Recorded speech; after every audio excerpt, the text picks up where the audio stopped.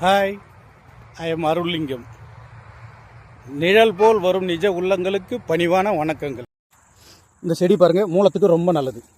இந்த இலையை மட்டும் பறித்து பாருங்கள், இலையை பாருங்கள். இது வந்து நிறைய அபூர்வமான ஒரு செடி மாதிரி ஆகிப்போச்சு. மூலத்துக்கு இன்னொன்றுக்கும் சாப்பிடுவாங்க, எதுக்குன்னு தெரியல. மூலத்துக்கு இதை பறித்து எடுத்துன்னு போய் நல்லெண்ணெய் போட்டு, நல்லெண்ணெய் ஊற்றி கடுகு போட்டு, அதில் 2 பல்லு வெங்காயம், 2 பல்லு சின்ன வெங்காயம், 2 பல்லு பூண்டு உரித்து போட்டு தட்டி நல்லா வதக்கி, அதில் இதையும் போட்டு வதக்கி அப்படியே கீரை மாதிரி, முருங்கைக்கீரை மாதிரி பெரட்டி சாப்பிடுவாங்க. ஆனால் இது வந்து அவ்வளவும் நல்லது. மூலத்துக்கு கண்டினியூ சாப்பிட்டுட்டே வந்து அப்படியே சரியாயிடும் அப்படின்னு சொல்லிட்டு ஒரு பேச்சு இருக்குது. இதை பாருங்கள், புலாப்பழம் செடி. பலாப்பழம் கிடையாது, புலாப்பழம் செடி. இதில் அப்படியே வரியா ஒவ்வொரு முள்ளுக்கும் அப்படியே லைனாக இருக்குது, வரியாக இருக்குது அப்படியே பழம். அது இன்னொரு முறை பழம் வைக்கும்போது நம்ம பார்க்கலாம். அப்படியே வாங்க, இங்கே கிணறு தோண்டியிருக்காங்க.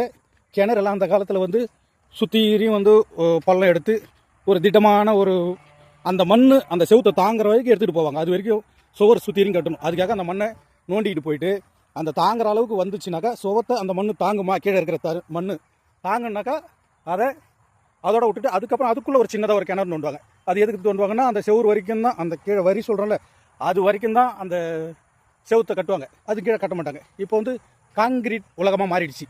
அந்த கட்டுறதுக்கெல்லாம் வந்து கல் நிறைய எடுத்துகிட்டு வரணும், கட்டமாக அழகாக செதுக்கணும். அப்புறம் கலவை கலந்து ஒவ்வொரு கல்லாக அடிக்கணும். போய் ஒரு கல் இன்னொரு கல்லில் ஒழுங்காக படிகிற மாரி இப்படி அப்படி பெறலக்கூடாது.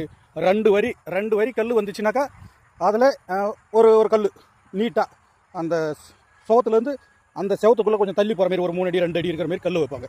வச்சு அது வைப்பாங்க. சுவர் சரியக்கூடாது.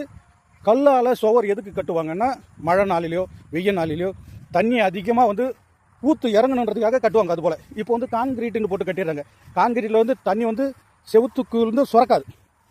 செவுத்து ஓரமாகவே மண் உள்ள இறங்கி கீழே இறங்கி அப்புறம் அப்படி மேலே ஏறும். ஏனியில் ஏற மாரி ஏறணும் தண்ணி. வாங்க பார்க்கலாம்.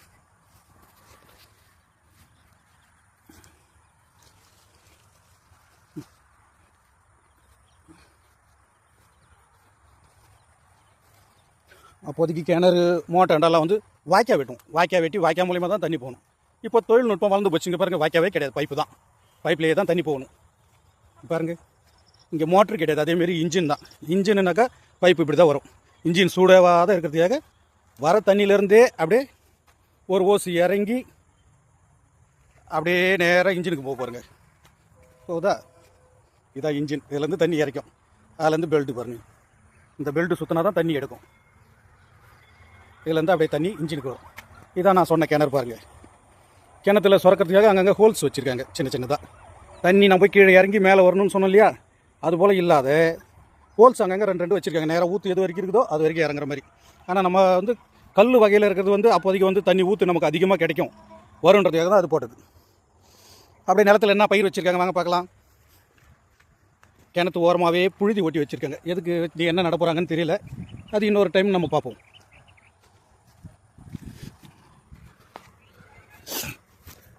இன்ஜின்லேருந்து பைப்பு போய்க்கின்னு இருக்குது. அவங்க அண்ணாண்ட வந்து வெள்ளை பூசணியா இல்லை தர்பூசணியாக தெரியல, பார்க்கலாம் வாங்க. சுரக்காய் போட்டிருக்காங்க. சுரக்காய் பார்த்தீங்களா, இதுதான் சுரக்காய் செடி. சுரக்காய் செடி கிடையாது, சுரக்காய் கொடி. பாருங்கள், நல்லா அழகாக நிலத்தை அழகாக பதப்படுத்தி போட்டு களை எல்லாம் அதிகமாக, களைனா பில்லு செடியெல்லாம் அதிகமாக இல்லாத அளவுக்கு அதுபோல் இருந்தால் தான் பயிர் நல்லாயிருக்கும். பயிர் மகசூல் அதிகமாக கிடைக்கும். பாருங்க, ஒரு இடத்துக்கு விட்டு ஒரு இடத்த கேப் விட்டு வச்சுருக்காங்க. இது எதுக்குன்னா, இங்கே பாருங்கள், அந்த செடியிலேருந்து இந்த செடி வரைக்கும் கேப் இருக்கா, இந்த செடிக்கு இந்த செடி கேப்பில் நடுவில் கொடி படரும். இந்த கொடி நீட்டாக படந்துச்சுன்னா அதில் தான் காய் நமக்கு நிறைய கிடைக்கும். அது வந்து கொடி, அதனால் நிறைய இடம் படரணுன்றதுக்காக கேப்பு நிறையா விட்டுருக்காங்க. வாங்க பார்க்கலாம். இன்னும் நல்லா அழகாக இருக்குது பாருங்கள். இந்த இடம்லாம் வந்து சரியாக கொத்த காணும், அதாவது களை பறிக்க காணும். அதெல்லாம் இங்கெல்லாம் கொஞ்சம் பில்லு இருக்குது பாருங்கள் நிலத்துக்குள்ள. இது போல் இருக்கக்கூடாது. ஆனால் அடுத்த முறை களை வெட்டும் போது வெட்டிடுவாங்கன்னு நினைக்கிறேன். பைப்பு நிலத்துக்கு வாய்க்காவே நடு வாய்க்கா ஒன்றே ஒன்று தான் போட்டு வச்சுருக்காங்க பாருங்கள். இன்ஜின்லேருந்து நமக்கு நிலத்துக்கு வரதுக்கு வாய்க்காவே இல்லை. இன்ஜின்லேருந்து நேராக பைப்பு தான் கடைசி வரைக்கும் கழனிங்களுக்கு. அப்பா, அடுத்தது அவரைக்காய் கிட்ட வந்துட்டோம் நம்ம. அவரைக்காய் வந்து இது வந்து ஊசி அவரைக்கான்னு சொல்லுவாங்க. ஊசி அவரைக்கானாக்கா வந்து இந்த விரல் சைஸு தான் இருக்கும், இல்லை இந்த சைஸ் பட்டையாக இருக்கும். இந்த அளவுக்கு பட்டையாக இருக்கும், கை அளவுக்கு பட்டையாக, ஒரு கட்டை வரல அளவுக்கு பட்டையாக இருக்கும். அதே தட்டை அவரைக்கான்னா இந்த மாதிரி பட்டையாக கொஞ்சம் பெருசாக இருக்கும், பச்சை கலரில். இது பாருங்கள், இந்த பூ கலர்லேயே அந்த காய்ங்களும் வரும் அவரைக்காய். பாருங்கள், இதுவும் களை கொத்தி நல்லா தண்ணியெல்லாம் பாய்ச்சி வச்சுருக்காங்க. பூவெல்லாம் நல்லா பிடிச்சிருச்சு. வாங்க இதோட காய் பார்க்கலாமா? செருப்பு இங்கே பாருங்கள், நிலத்தில் இறங்கும்போது யாருமே விவசாயி யாரும் செருப்பு போட்டுக்கினே ஏற மாட்டாங்க. யாராக இருந்தாலும் எவ்வளோ பெரிய ஜாம்பவானாக இருந்தாலும் நிலத்துக்குள்ளே போகும்போது செருப்பை கட்டி விட்டோ இல்லை கையில் எடுத்துக்கிட்டு தான் போவாங்க. இங்கே பாருங்கள் அவரைக்காவை இதான். இது வந்து ஒரு கட்டை விரல் சைஸோ இல்லை நம்ம விரல் சைஸோ இருக்கும். நல்லா அழகாக இருக்குது, செம்மையாக இருக்குது. உம்மா நல்லா சூப்பராக இருக்குது பாருங்கள். அப்படியே இதுக்கு ஒரு முத்தம் குத்துறேன். நானும் ஒரு விவசாயி தான், இருந்தாலும் இது வந்து நம்மளால் பார்க்க முடியல, விவசாயத்தை நேரடியாக இறங்கி செய்ய முடியல.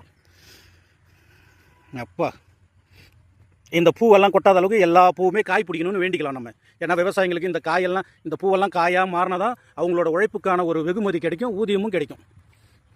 ஊதியத்தை விட மனசு நிறைவாகும் மெயினாக. பார்த்தீங்களா, இப்படி தான் இருக்கும். ஆக்சுவலாக வந்து அவரைக்காய் வந்து கொடியாக தான் வளரும்.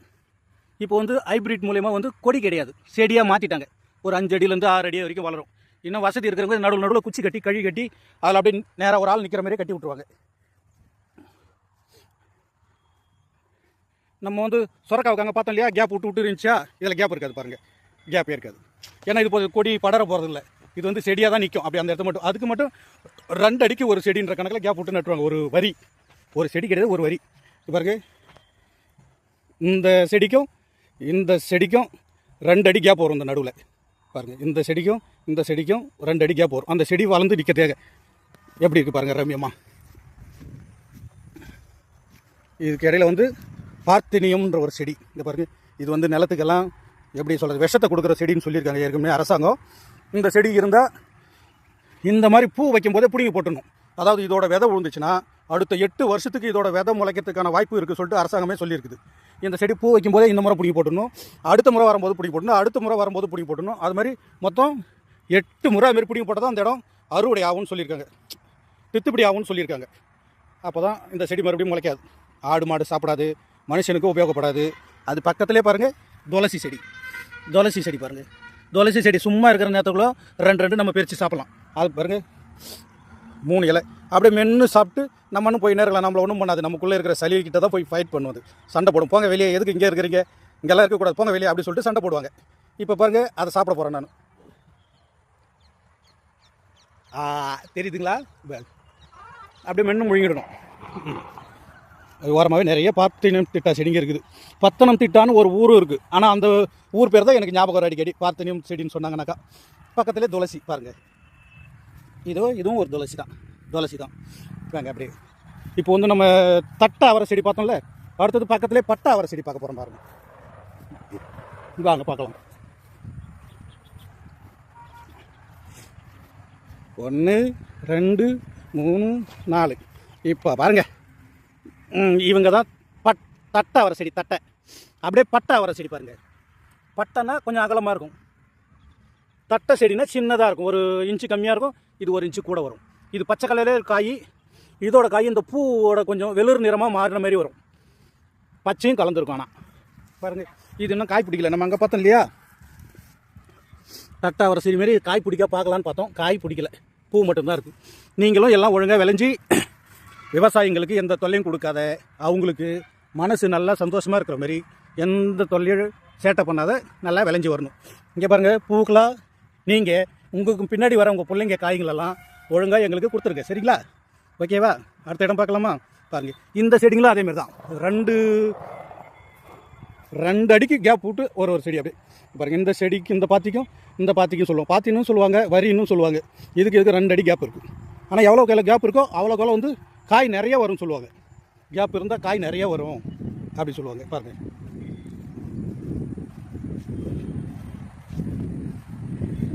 இதுக்கு இடையிலே இது ஒரு புல் செடி. பாருங்கள், இந்த மாதிரி புல் வந்துடுச்சுன்னா மாடு மேயாது. ஆனால் புல்லோட பூ வந்து அப்படியே விதையாக மாறும். இந்த பாருங்கள், இதான் அவரோட அந்த புல்லாகவே இருந்துச்சுன்னா மாடு நல்லா சாப்பிடும். இந்த பூவோட குச்சி வர ஆரம்பிச்சிச்சுனாக்கா சாப்பிடாதுங்க. இதை பாருங்கள், புல்லுக்கு தெரியுதா, பூ நீட்டாக வராது பாரு, வந்துட்டாங்களா, இதை வராங்க பாரு. இவங்க வரதுக்கு முன்னாடியே பார்த்தா நல்லா மருந்து ஒன்று சாப்பிட்ருவாங்க. ஆனால் அவங்க இவங்க வந்துட்டு பிறகு சாப்பிட மாட்டாங்க. இது கோரப்புல்லு. இந்த பாருங்கள், கோரப்புல்லு தண்ணி இருக்கிற இடத்துலலாம் வந்து அதிகமாக விளையும். ஆனால் இந்த மாதிரி பூ வந்துட்டு புல்லு நம்ம மாட்டை சாப்பிட விட்டோம்னா மாட்டுக்கு உடம்பு சரியில்லாத ஆகும். ஆனால் தீவனம் கிடைக்காத டைம்லையும் இதெல்லாம் கிடைக்கும். மாட்டை சாப்பிட்ருங்க, அதுக்கு பசி என்ன பண்ண முடியும், சாப்பிட்டோம். அந்த டைமில் உடம்பு சரியில்லாத மாடு கழியும், ஜுரமாக இருக்கும், அது போலலாம் மாறும். ஆனால் அது விவசாயிகளுக்கு தெரியும். ஏய் சூப்பர், இங்கே பாருங்கள் தட்டை அவரைக்காய் காய் பிடிச்சிருக்கு, நம்ம அங்கே பார்க்கலையே. ஏய் இங்கே பாருங்க, தெரியலையா? சரி நான் காமிக்கிறேன் நல்லா. இங்கே பாருங்க தட்டை அவரை, இதான் இது பெருசாக வரும். இதுக்கும் கொஞ்சோண்டு முத்தம் குத்துருவோமா? உங்களை நம்பி தான் நாங்கள் எல்லாமே இருக்கிறோம், சரிங்களா? எவ்வளோ விஞ்ஞானம் வளர்ந்தாலும் காய்கறிகள் பயிர்களை நம்பி தான் மக்கள் இருக்கிறாங்க. அதனால் தேவையான சத்துக்களை கொடுத்துருங்க. வளர வேண்டியவங்க வளர்ந்து வந்துருங்க. நீங்கள் நின்றுடாதீங்க, சரியா? நீங்கள் நின்னால் நாங்கள் படுத்துப்போம். நீங்கள் வளர்ந்தால் தான் நாங்களும் வளருவோம். என்ன? சரி. காய் பிடிக்க ஆரம்பிச்சிச்சு. ஏய் சச்சா,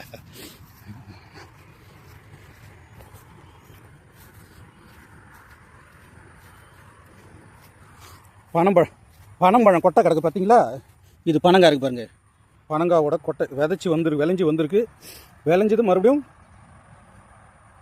எப்படியோ பனங்கிழங்கு நோண்டிட்டு வெட்டி போட்டாங்களா, இல்லை பனங்காய் சாப்பிட்டு போட்டது அப்படியே தானாக வளர்ந்து அப்படின்னு நினச்சா தெரியல. இது வந்து அப்போதைக்கு வந்து எப்படி குழம்பு ஊற்றுறதுக்கு, எண்ணெய் அளந்து ஊற்றுறதுக்கு செட்டியாருங்கெல்லாம் அப்போதைக்கு இது கரண்டியாக வைப்பாங்க. தேவர் இதோட அறுத்து எடுத்துருவாங்க. இதோட அறுத்து எடுத்துகிட்டு இதுக்கு நேராக ஒரு ஹோல்ஸ் போடுவாங்க. இந்த ஹோல்ஸ் இங்கே வந்துடும். இங்கே வந்தால் இங்கே விட குச்சி இன்னாண்ட வரும். அப்போது அந்த குச்சி சின்னதாக இருக்கும், கம்பி சைஸில் இருக்கும் குச்சி, மூங்கில் குச்சி. அது அவங்களுக்கு தெரியும் தரமான குச்சியா. இதோட அப்படியே எடுத்துருவாங்க. இதோட அறுத்து எடுத்துட்டாங்கன்னா இது வந்து கப்பு மாரி தெரியும் பார்க்கறதுக்கு பாருங்கள். அப்படியே மொண்டு ஊற்றுவாங்க. இப்போதைக்கு கரண்டி, அப்போதைக்கு வந்து கொட்டாங்காய்ச்சி தேங்காய் எடுத்துகிட்டு அதோட கொட்டாங்காய்ச்சி இருக்குல்லையா, அது இதெல்லாம் வந்து கரண்டியாக பயன்படுத்துறது நம்ம மூதாதையர்கள். பாருங்கள், இதெல்லாம் நம்ம பார்த்து ஒன்று தெரிஞ்சுக்கலாம். தெரிஞ்சவங்க தெரியாதவங்களுக்கு சொல்லிக் கொடுங்க, தெரியாதவங்க தெரிஞ்சுக்குங்க. பாருங்கள், அப்படியே இளந்தம்பழம் செடி. இளந்தம்பழம் இன்னும் ஒரு மாதத்தில் காய் வைக்கணும். ஆனால் இது வந்து பூ எதுவுமே வைக்க காணும் இளந்தம்பழத்தில். இது வந்து சின்ன செடி தான், இதில் வைக்காதுன்னு நினைக்கிறேன். இன்னும் கொஞ்சம் வளரணும். வளர்ந்தால் தான் பருவம் வரும், அப்புறம் தான் பூ வைக்கும். ஏய் சூப்பர், ஏற்கனவே வளர்ந்து போச்சு, பூ வச்சிருக்கு பாருங்க. ஏய் பூ வச்சிருக்கு இளந்தம்பழம் பூ. இன்னும் ஒரு மாதத்தில் நமக்கு இளந்தம்பழம் கிடைக்கும். வெயிட் பண்ணி பார்க்கணும், நம்ம கிடைக்குதா, யாராவது வந்து பறிச்சிடுறாங்களான்னு. சூப்பர். இங்கே பாருங்கள், இதெல்லாம் இளந்தம்பழம் பூ பாருங்கள். அப்படி இங்கே வந்தோமா, இங்கேயும் ஒரு 4 துளசி தழை பறித்து சாப்பிட்டுக்கும். சாப்பிட்டோம்னாக்கா சும்மா வரும்போது அப்படியே 4 பறித்து வாயில் போட்டு போய்க்கினே இருப்போம். உள்ளே இருக்கிற சளியை அவங்க வெளியே போக சொல்லுவாங்க. பாருங்கள், அங்கே நம்ம முதல்ல பார்த்தோமா மூலத்துக்கான செடி. அந்த இலைலாம் கொஞ்சம் நல்லா தெரியல. இதை பாருங்கள் எவ்வளோ தெளிவாக இருக்குது பாருங்கள். இலை கீரையில் இதுவும் ஒரு வகை. இதெல்லாம் நம்ம முன்னோர்களெல்லாம் வந்து அதிகம் யூஸ் பண்ணல. அந்த காலத்தில் வந்து மூலன்றது இருந்ததானா தெரியல. ஒரு 20 வருஷத்துக்கு முன்னாடி தான் அது பேப்பரில் துண்டு சீட்டு பேப்பரில் பார்ப்பேன் நான். மூலம் அப்படின்னா என்னன்னே தெரியாது, நானே யோசிச்சு கிடப்பேன். வேறு நிலத்தை உழுது போட்டு வச்சுருக்காங்க. அடுத்தது மல்லாட்டை. போன முறை இதில் மல்லாட்டை போட்டாங்க. ஆனால் மல்லாட்டை செடி ஒன்று வளர்ந்துருக்கு, பார்க்கலாமா? மல்லாட்டை, வேர்க்கடலை, அது கூட அந்த பார்த்தீனியம் செடி இருக்குது பாருங்கள். இந்த செடி பிடியும் போட்டாச்சு. இப்போ நிலக்கடலை மட்டும் அழகாக தெரிய பாருங்கள், ஜம்முன்னு. Very good. போகலாமா? சரி. நிழல் போல் வரும் நிஜ உள்ளங்களுக்கு பணிவான வணக்கங்கள். நன்றி.